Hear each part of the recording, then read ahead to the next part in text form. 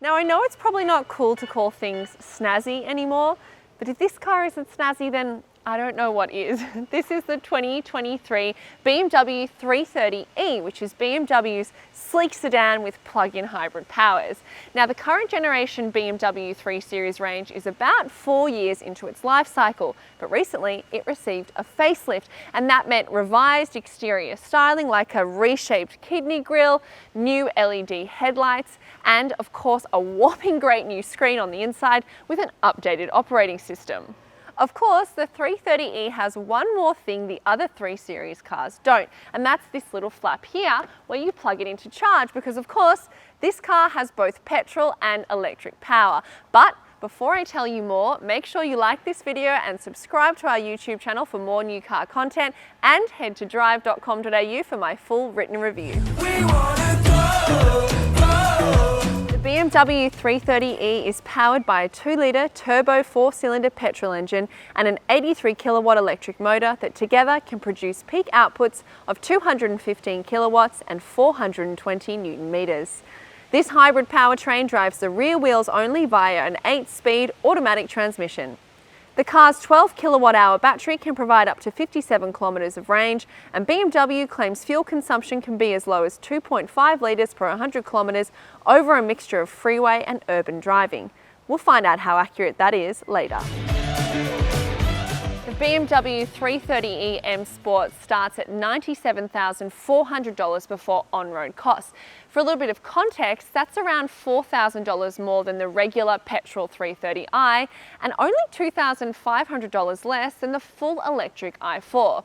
Of course, this is BMW, so there are a few options fitted. For starters, there's the $4,800 visibility package, which adds an electric sunroof and adaptive LED headlights.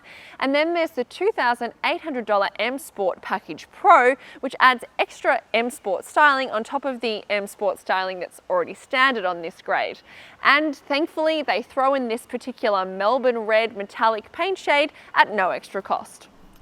Plug-in hybrid luxury medium sedans aren't exactly a common breed, and the BMW 330e doesn't have a heap of competitors. I'd argue its biggest rivals are the petrol-only BMW 330i or the full-electric BMW i4, given they're all close enough in price. Otherwise, your other options are the Lexus ES 300h Hybrid, which has a more affordable starting price of just over $63,000, or the Peugeot 508 Fastback GT plug-in hybrid, priced from just over $81,000. One thing I think BMW interiors always have is X factor in spades. So I love the little details in this car, right down to the M seat belts with the blue and red stitching here. I think that's a really cool touch. And as well, these sports seats are actually quite wide and accommodating and really nice, and they're finished in a nice soft black leather with contrast blue stitching. They have electric adjustment but not heating, which is a little bit of a bummer, but what can you do?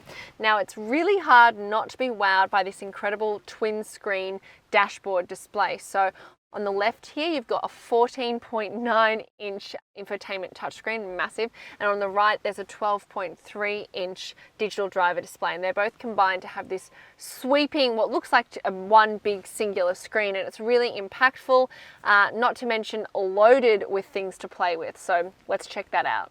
So this screen is equipped with BMW's latest operating system, iDrive 8, and that includes things like 5G connectivity to give you live news, weather, traffic updates while on the go. You've also got wireless Apple CarPlay and Android Auto, and it enables you to use your smartphone as a key, so you can bypass a physical key as well.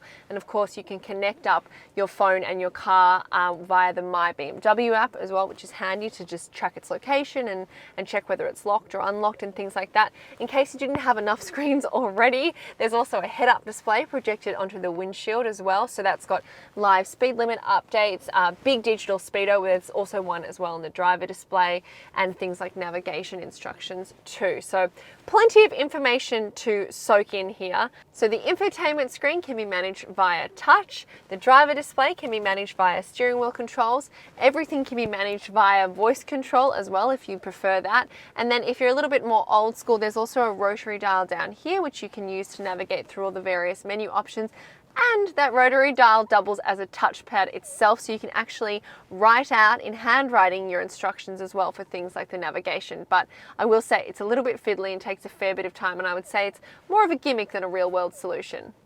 It's all very impressive, but it's also really overwhelming, and I did have a few small gripes with the functionality while on the move, and they're probably things that I would get used to with a little bit more time in this car. But the first was that I found the climate control screen a little bit too streamlined for my liking, so it took me a while to get a sense of how to easily just turn things off, turn things on, really up your fan speed, manage your temperature. It's all a little bit fiddly, and I feel like it pulls focus from the road, which is never a good thing.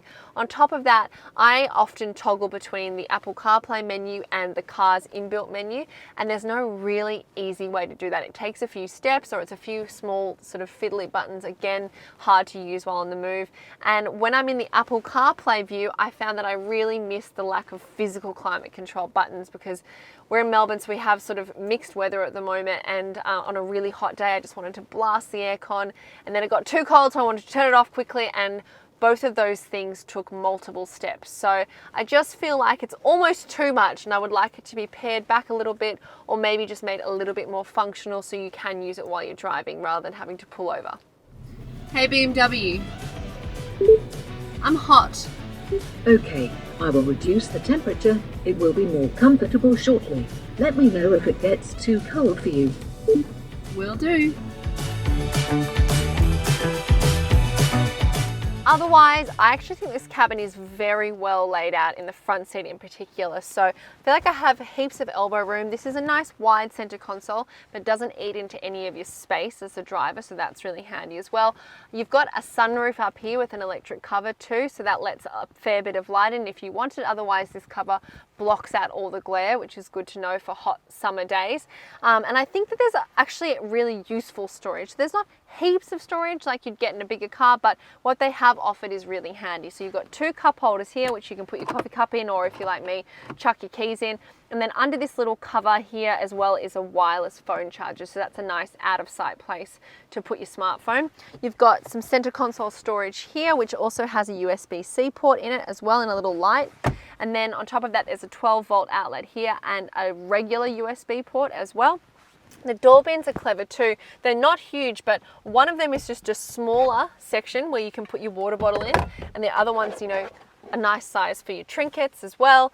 And I feel like I've just got plenty of room to move, and it's all really kind of, it makes sense the way it's laid out, and I have somewhere to put all of my bits and pieces, which is rare. So well done BMW for managing to pull off some mum space in a sedan in particular.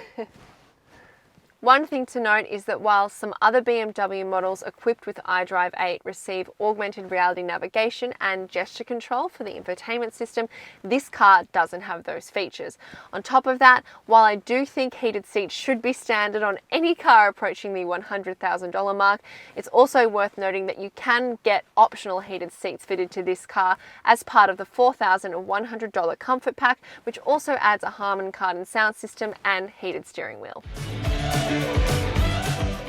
The back seat in the BMW 330e isn't hugely accommodating, so I'd say if you're a really tall adult, you'd probably find it a bit uncomfortable. As it is, I sit quite far forward in the driver's seat, and with the driver's seat in my normal position, I have, as you can see, some good knee room, not much toe room because the seats are quite low to the ground, but elbow room and the rest of it and headroom is actually fine. So I do think if you had large adults in the front seat and large adults in the back seat, it wouldn't be this comfortable, but they've certainly done a nice job of packaging it together so that it's got as much room as humanly possible. You've got some smaller versions of the door bins in the front seat, in the back seat here, so one that's good for a drink bottle and one that's just good for some knickknacks. They're nice and deep too. You've also got an armrest here with some cup holders that stow away under this neat little lid as well.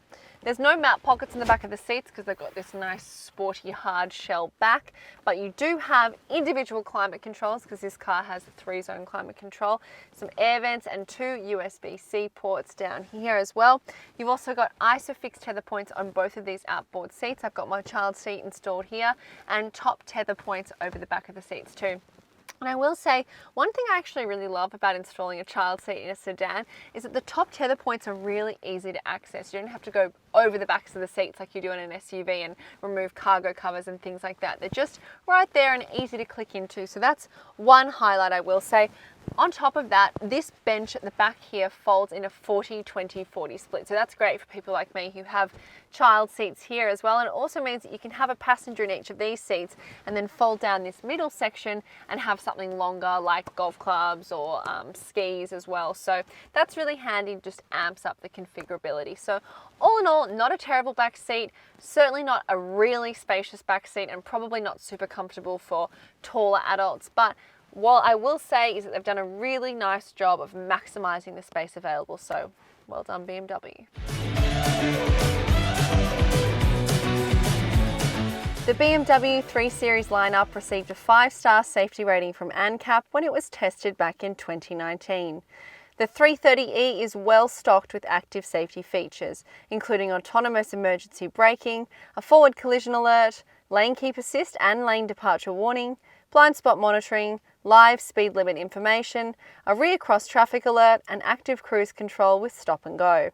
There's also a parking assistant that can self-park with front and rear sensors, a 360-degree camera, and a reversing assistant. Plus, there's acoustic alerts for pedestrians when the car is in full electric mode.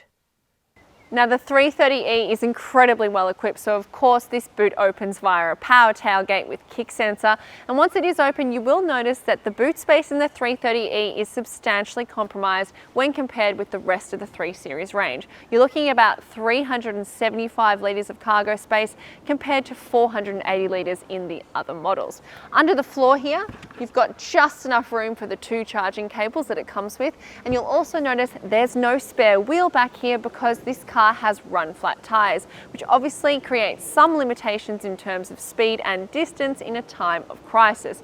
Otherwise, there's a little storage net on the side here, and it's a fairly deep boot, and I think the key question is, can it pass the golf club test? And I reckon that if you're willing to load your clubs on a slant like this or lower one of the back seats, you might just get them in there.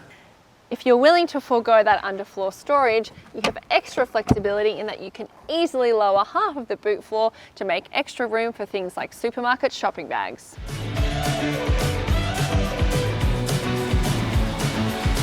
This car has all the polish you'd expect of a BMW. It's buttery smooth and truly gorgeous to drive, to be honest. The 8-speed automatic moves effortlessly through the gears, whether through stop-start traffic or at freeway speeds. It walks the fine line between sporty punch and touring comfort and is able to transition seamlessly from city to freeway driving. A particular highlight is the extra boost mode, which temporarily and briefly kicks up the power output using extra oomph from the electric motor for seriously intense acceleration. I'll give you a little quick demo here. You hit the sport button down by the gear shifter and head into extra boost mode.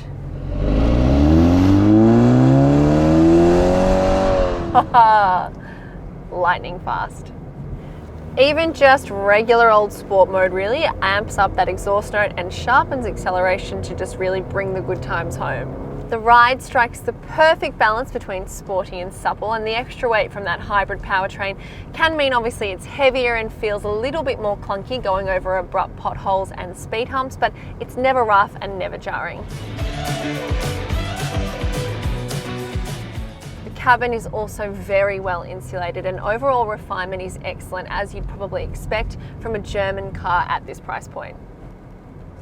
To be honest, I really didn't notice a difference in performance when shifting between electric power to petrol power to combination power, which is a really nice thing, I think. There's no sort of really noticeable transitions, and performance is consistent, smooth, and really nicely streamlined no matter what kind of power you're using.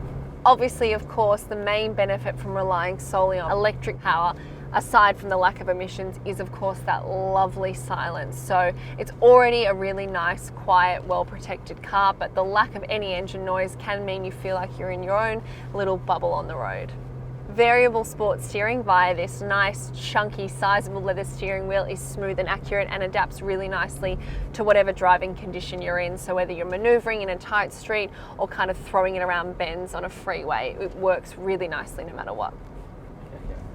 Obviously, this is the heaviest of all the 3 Series models, but to me, it really didn't noticeably sacrifice any sharpness and handling as a result of that extra weight. The driving position is low, and I feel like there's a fair bit of bonnet in my eyeline, but it's well suited to the car's athletic stance. Otherwise, visibility is actually quite good for a sedan, and any blind spots are expertly filled by that brilliant 360-degree camera. The self-park system in this car is also really great, and it handles some quite complicated scenarios. For example, parking in my tiny one-way street. It does all the maneuvering and the gear changes for you, and I've got to say it's worked pretty well every time I've used it, so that's a big tick for me. I will say that I last charged this car yesterday. I plugged it in for about 6.5 hours to get it up to full battery capacity, and I've already run out of battery charge. So that's less than 24 hours that it lasted me, and average consumption is really high. I've seen as high as 29 kilowatt hours per 100 kilometers. So really that electric longevity isn't quite there as it is in some other plug-in hybrids I've driven. So you really want to only be going to the office and back. You get 2 charging cables included in your purchase of the 330e. One is for plugging into your regular wall socket at home, and the other is for use on public charging stations. Now, the 330e has a peak charging performance of just 3.7 kilowatts. And what that means is that even if you plug it into a much faster charger, it will always top out at that exact rate. So the fastest charging time you'll see is just under 4 hours on a faster charger to go from 0 to 100%. However, if you only have a wall socket to charge with, you're looking at more like 6.5 hours to go from 0 to 100% battery capacity. Servicing for the 330e costs $1,800 for 5 years or 80,000 kilometers of coverage, and service intervals are conditions-based depending on how you drive your car. The fuel tank in the 330e can hold 40 litres, which is less than the 330i, which gets a 59 litre tank. BMW recommends filling the car with 95 premium unleaded. My real-world fuel consumption ranged from 2.8 litres per 100 kilometres to 6.1 litres per 100 kilometres, depending on how much battery charge I had. The plug-in hybrid 3 Series sacrifices some practicality when compared to its full petrol counterpart, with the smaller boot, heavier curb weight and smaller fuel tank making it less ideal for longer road trips. However, if your daily commute round trip regularly clocks in under the 50-kilometre mark and you're willing to plug this in every night to charge, it's sort of like buying a fully electric car with the peace of mind of petrol power should you want to take any spontaneous interstate road trips. If it were me, I'd certainly be tempted to pay a little bit extra to get into the fully electric i4, but ultimately it's an individual lifestyle choice. The standard equipment offering on the 330e grade is fantastic, except for the lack of seat heaters. Plus, that infotainment system is almost too comprehensive, and the design X factor is through the roof. As an added bonus, it's truly lovely to drive with that quintessential BMW behind the wheel feel, and extra boost mode is a pretty neat plug-in hybrid party trick. And did I mention it's snazzy? It's really snazzy. Thank you so much for watching. If you liked this video, subscribe to our YouTube channel, and if you want more, head to Drive.com.au.